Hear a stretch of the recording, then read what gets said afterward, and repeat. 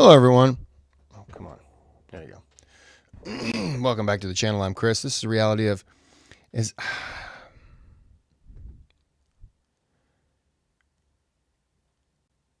Sihr. I forgot how to say it. Black Magic, Exorcisms, and Jinns, Part 2. This video is sponsored by Mohamad. It is glitching on me, and I don't like that. The usual. Thumbs up, subscribe, sponsor a video, click on the thanks button, donate to the channel. All donations are appreciated. Okay, video. If you don't have any of these symptoms and you're just having a bad business luck or bad streak of marriage, don't think of sihr. Think of improving the marriage by making the biryani better. I don't know. I mean, something, something's got to be done. But let's not go that far. The problem comes that many of us want an easy solution. Oh, somebody else did it. No. All of us have our issues, our ups and downs, our businesses, our children, all of us. Unless you see some clear symptoms that are just on this list and you just don't understand, right? Then do not jump to the issue of sihr. If you feel there is sihr involved, then start reading Quran and see the effects. Start reading Quran because you don't need to go to anybody. You can do it yourself. Start reading Quran extra and giving the adhan in your house and praying and whatnot and see if there's an effect. If there's no effect at all and nothing changes, then this is nothing to do with sihr. It's just, again, the natural ups and downs of life. So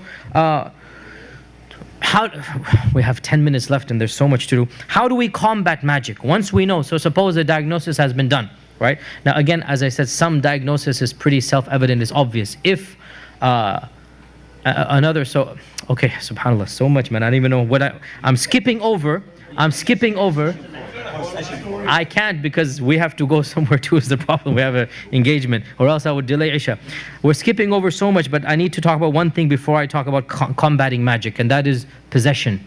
Possession, the issue of possession. Now, is every case of magic involving possession? No. Of course, possession is real. And there are evidences in the Quran and in the Sunnah to talk about possession. This is something that cannot be denied, that the jinn sometimes do overtake the body.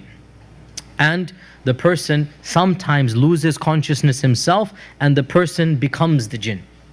And sometimes the person loses control but not consciousness. So the person can see himself as if in a dream, but he cannot control himself. Right? And sometimes the person never loses control or consciousness but knows that the jinn is inside of it. So there are levels of possession. There are many levels of possession. Does every sihr involve possession? No. No. Possession only occurs in the worst type of sihr. Much sihr occurs without any possession. Let's call it jinn irritation. So the jinn will simply be assigned to you to make your business fail, to give you no child basically. Always you have the miscarriage as we said, right? So it's not living inside of the body, but it's just accompanying. And remember, when the jinn has 1,000 years to live, what does he care about your 60 years or 50 years? To him it's just like, like what we would consider a day or two, and as we said, they get the reward or they get their punishment. So it's not a problem for them to spend 50 years of their lives. It's like a fraction. No big deal for them to do that. And there are cases of jinn of passing down generations, where somebody did sihr for multiple generations. So the father, then the son, then the son, like 3 generations, 4, and the jinn's doing it because can live much longer than you. So there are many cases of sihr that don't involve possession. The jinn will rather just be around in your vicinity, maybe even come back and forth into your life every few weeks to monitor the situation, right? And this is the most difficult type of sihr to battle and the least effective in your life, meaning harming your life, because the less the jinn is in your life, the less you'll feel the sihr, right? You see what I'm saying here, right? That the sihr of the jinn just coming in The sihr. The sihr. The sihr. once in a while, and monitoring, let's say your business, or giving you a pain, let's say a headache or whatever, or lack of child. So the jinn doesn't have to be living inside of you. Every few weeks it checks and does some problem, then goes away. That is difficult to combat because he's not there sometimes. So it is even possible you will read Quran for an hour, nothing will happen because the jinn's not there. That's why I said you need to make a habit of reading Quran. You need to make a habit so that once the jinn is there, it will react, because it has to react at the Quran. It has to react at the Quran. And the worst type of sihr is when the jinn is inside of you living. And as we said, it doesn't have to be possession. It could just be inhabiting a part of your body. Whether it's the stomach, whether it's the brain, whether it's the back. And wherever it inhabits, there will be extra pain or tingling, spiny sensation, or pins and needles at that space. Or heat, hot and cold, for no reason. And again, you go to the doctors, like, everything seems fine here. You have rashes in one place, I don't know, everything seems fine here. You have stomach aches and you don't understand why. The doctor's saying everything's fine. So wherever the jinn is living will have some impact on you physically, because obviously it's unnatural for the jinn to be living there, and it is inhabiting that area. So that type of jinn inhabitation is easier to detect, but it's not easy to kick the jinn out. And therefore we get to the final point here. So we talked about possession and sihr, and we said possession only occurs at the worst type of sihr, where the jinn enters the body. And we also said that there's different types of possession. There's the type where the jinn just goes inside of you in and out, and that's actually, you don't even need to have sihr to do that, because our Prophet said what? That your qareen goes in and out of you. Your qareen zigzags inside of your bloodstream. There's no sihr involved. It's just he's going to whisper to you and then leave the body. Okay, so this is common, and it is possible for the sihr to come and just do that and move on. And then the worst type, as we said, is complete possession. Complete possession, where in fact the person takes over the body. Sorry, the jinn takes over the body and does things. Now, subhanAllah, it's really interesting here. Again, time is so much limited, but if you look at some of the worst cases of crime and murder that take place, the people that do it a lot of times will say, what will they say? I don't know what came over me. Many times I don't even remember, right? Many times they'll say, and every once in a while still you read in the news. I mean, even last year I remember of a case where there was no murder committed, but a lady just disappeared for months, and the police were just wondering where. And this was in the Boston Globe, I think it was. She was a student at MIT or one of these places. So the whole search out and everything, and then all of a sudden she is quite literally found by the Coast Guard in the middle of a rock somewhere in the ocean. And to this day people are scratching their heads. Where did she go? How did she end up? And she has no clue.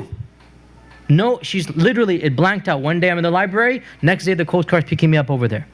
Right? Now these types of stories are pretty common. And one point I have to mention, that the issue of possession deals a lot with psychiatry. And Muslim psychologists and psychiatrists should be aware that some mental problems are hormonal and whatnot, and some of them are jinn related.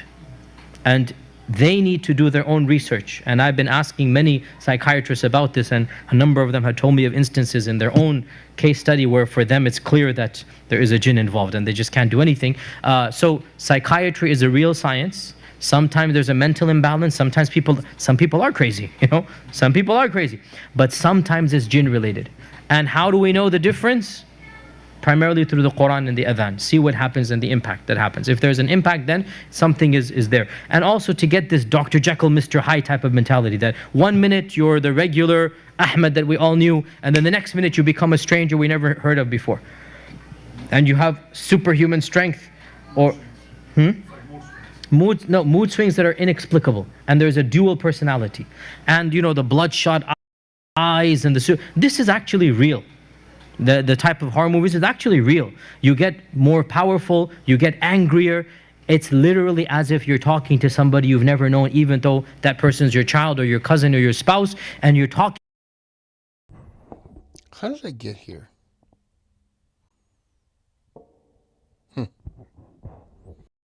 to somebody, the voice changes, it becomes gruffer and deeper. All of these, as I said, there's an element of truth. There's an element. I think I blacked out. Of truth in this, and it's not coming totally out of the blue. And you're dealing with this person, and this person is not the person you knew. That's a state that the jinn has taken over. We conclude in 5 minutes, inshallah ta'ala. I'm going to have to not have any questions, I'm sorry, but this is more important. That how do we combat magic? The final point. Once we know somebody has sihr done on him, and we've verified this, how do we combat it? Remember that you are reaching out to another world, and that is the world of the jinn. And you do not have the physical strength to combat the jinn. You only have one power, and that is La hawla wa la quwwata illa billah. Allah has the power over the jinn. So the only way to combat sihr is to reach out to Allah subhanahu wa ta'ala. Because that's a different world. And Allah can nullify the sihr like He did to our Prophet sallallahu alaihi wasallam. And the power of the Quran is the most effective in eliminating the jinn. The jinns literally burn when they hear the Quran. Literally, they burn. And so, the number one way to combat sihr is through the Quran. And especially the surahs that the Prophet ﷺ told us are extra special. Fatiha, Ayatul Kursi, the last verses of Surah Al-Baqarah, the entire Surah Al-Baqarah, our Prophet ﷺ linked it to combating sihr. Falaq and Nas, right? All of these are especially powerful in combating sihr, and continuous recitation. You don't need to go to a specialist, a raqi we call them. You don't need to go to a specialist, but it is advisable to, for one simple reason, and that is that you are not knowledgeable of how to do these things. And it's better to go to a specialist to do that. And when you go to a specialist, make sure that the specialist you go to is of correct theology. Because most of the people involved in combating magic are themselves magicians. Most of the people involved in combating magic, most, not a minority, most of them, in that when you go to them and you pay them the money, they will contact other jinns to kick the first jinns out. Now, what's the problem with that? The other one takes over, right? And there might even be a war going on between, literally, there's a mafia out there. There's turf wars going on. And the body of the person becomes, and I mean, I am telling you, I have dealt with multiple. What if that second magician calls his jinn army in and they say, nah, we don't want to? Then you got to go to someone else, right?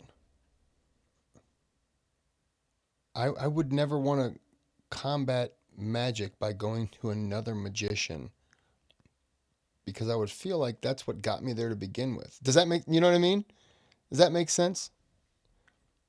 I'm not saying you yourself are playing around with magic, but somebody was playing around with magic and somehow you got affected. So I would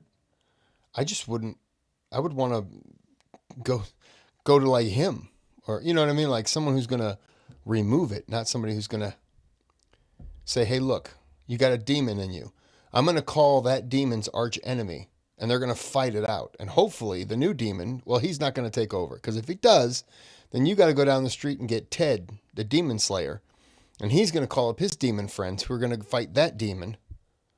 And hope the first demon doesn't come back.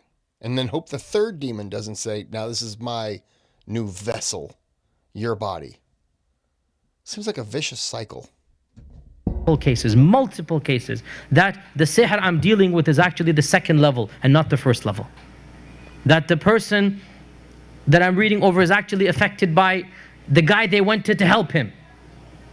And it actually backfired, and I have to deal with this case along with the first case, right? Never, ever, ever fight magic with magic, because it'll only get you more magic, more sihr. How do you know that the guy you're going to is a magician? Very simple. Very simple. What is he asking you to do, and what is he demanding of you? Now, by the way, money is not... What if he says, this is what I need you to do. I need you to take a milk bath and then try to stand on your head for 10 minutes. I'd be like, you know what? I know I gave you $5 to come in as like a down payment. I'm going to let you go ahead and keep that $5. I'm just going to leave. I don't know what's happening, and I don't want any part of it. A criterion, because even righteous people might ask you money. Because at the end of the day, your Quran teacher, doesn't the Quran teacher need to get paid? Right? So asking money in and of itself is not a sin. And the Quran teacher has the right to say, I want $30 an hour, $50 an hour, $100 a month. He has the right to say that. So a legitimate raqi can also say, look, I'm going to charge you this much per session. That's no indication whether he's right or wrong. Right? What is an indication? What is he doing and what is he asking you to do? That's the indication. What is he doing? If he is doing something that is mumbo jumbo, bizarre, weird, superstitious, telling you to sacrifice a chicken and take the blood, okay? And this is very common. If he says, this is what I need you to do. I need you to juggle 3 pieces of broccoli in your mouth with your tongue and kick it up in the air and just keep doing that, I'd say, I'm just gonna go somewhere else. Because that's weird. And if the next person's like, I need you to murder 30 chickens and then drink their blood while it's still warm, I would say, you know what it is? I just drank 2 gallons of polar bear blood. Yeah, I attacked and killed a polar bear with my bare hands and drank its blood. I'm all blooded out for today. So I'm just going to go somewhere else. Very common, right? Telling you to take anything that sounds, this is pagan. This is go bury something in the middle of the night, right? If the magician asks you for an item of clothing, not the magician, the one who's combating the magician. If he asks you for an item of clothing or hair or whatnot, and this is another sign, if he asks you for your mother's name or the mother's name of the one that you're treating, know that the person you're talking to is a magician. Doesn't matter how long the beard and how big the belly. Doesn't matter. Because the only person who asks, look, you come to me and I'm treating sihr, it doesn't matter to me what your father and mother's name is. How is that relevant to me? There's a case, right? Just like the doctor when you go to, your mother's name is not going to help the doctor cure you. Correct?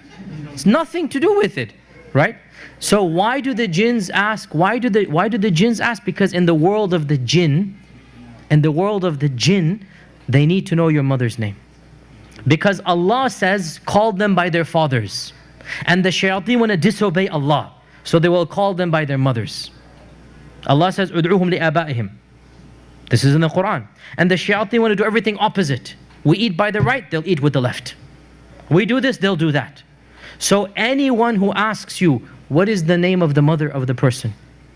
Anyone who asks you for clothing, for hair, anyone who without examining the patient or asking about the patient tells you the status of the patient. And this is very common as well. You go to the Maulvi Sahab, the Pir Sahab back home, and you pay him the money and you say, my cousin, tell me, is he afflicted or not? And he does his mumbo jumbo, closes his eyes and he goes, oh, yes, I will tell you there's sihr done on him. How did this man know, sitting in Timbuktu? How does he know of your cousin here in Memphis? Now, unless he says, tell me about his symptoms, that's a different story. You can come to me, and even then, and those of you that have come, they know, and by the way, I don't do this too often, I've tried my best to do that, but you can come to me and I'll say, bring the patient to me. I will never pronounce a judgment just secondhand. Even you doctors, do you pronounce a judgment secondhand? What do you say? Bring me the patient, let me see the result, let me do the tests on him. Correct? Right? Anybody who without examining the patient, simply by knowing his mother's name, simply by getting some clothing item, says he's doing an analysis on this person, know that this person is also contacting the jinn. 110%, without any doubt about it. And I said it doesn't matter, I'm making fun of the beard and whatnot, in the sense that, because there's an aura of religiosity. He might even be the sheikh of a masjid. He might even have it doesn't matter. Because there has to be a perception of righteousness to get his business customers. right? Anybody who's asking you for clothing item or for the name of the mother or asking you to do something paganistic, that person is a magician. It doesn't matter what facade he has painted.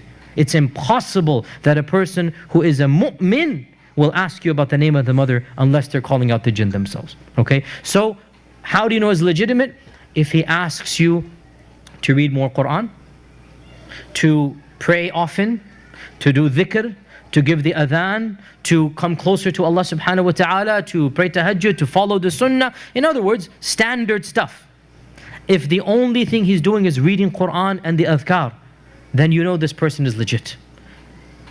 And that's the main criterion of separating the righteous from those who are not righteous. And again, so much more can be said, but quickly, some of the things are okay to do, inshaAllah ta'ala, not a problem. So to write the Quran, and it has to be Quran, and put it in water to drink, not a problem, inshaAllah ta'ala.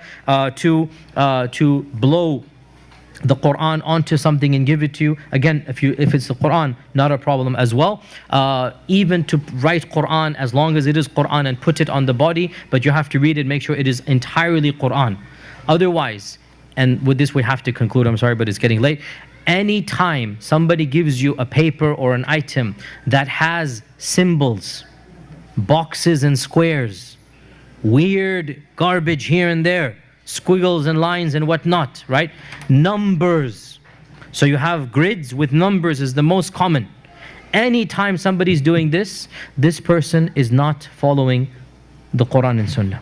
This is numerology, and this is a method of communicating with the jinn. To have numbers and to have boxes and squares and pentagons and whatnot, and in each one. Now, these types of papers are typically surrounded by a little bit of Allah and His Messenger here and there. So it'll say, Alif Lam Mim, Ham Mim, Ain Sin Qaf, Bismillah. But then in the box is nothing but numbers. Right? It might even say that some type of Quranic stuff is there. But if you mix Tawheed and Shirk, what's the net result? Shirk. So don't be confused if there's one ayah or one name of Allah, just because it has Allah's name. SubhanAllah, even the mushrikun believed in Allah. Doesn't mean anything. All of it has to be Quranic or adhkar. Then we say it's permissible. But if there's weird stuff that you don't understand, languages you don't understand, scripts and symbol, you don't understand, numbers, boxes, grids, all of this is communicating with the shayateen, and it's not a part of our religion of Islam. To conclude this point is that magic in reality is not something to be terrified of any more than you would be terrified of a natural calamity or cause. And magicians are evil people who have quite literally sold themselves to the shayateen, and in return the shayateen do their tricks and favors for them, and the only way to combat them is to turn to Allah subhanahu wa ta'ala. And the more religious and righteous you are, the less the impact the sihr will have on you when it is done. But even the most righteous man or woman can be afflicted with sihr, and the only cure to sihr is extra religiosity and turning to Allah subhanahu wa ta'ala. And the easiest way, which we did not get into at all, is to get to the item of sihr and to destroy it so that the effects of sihr are lifted up. But that's typically not the most common way because it's difficult to get to the item. But if you're able to, then this is the easiest way to do it. Otherwise, you don't need to get to the item because our Prophet ﷺ was cured simply by Falaq and Nas. May Allah subhanahu wa ta'ala make us of those who are protected from sihr, whom the shayateen do not harm. We ask Allah's protection, we seek Allah's protection from the evil of those who blow onto knots and from the evil of the jinn and the shayateen. And we ask Allah subhanahu wa ta'ala to always protect us and our families and our loved ones from all evil in this world and in the next. We don't have time for Q&A. We'll just break now for Salat al-Isha, and maybe we'll... I'm going to go ahead and stop it there. That was interesting. I liked it. Jinn. Crazy, crazy, crazy things, aren't they? Oh, I was expecting an answer from a jinn nearby, but apparently they're not here. They know what's up. They know.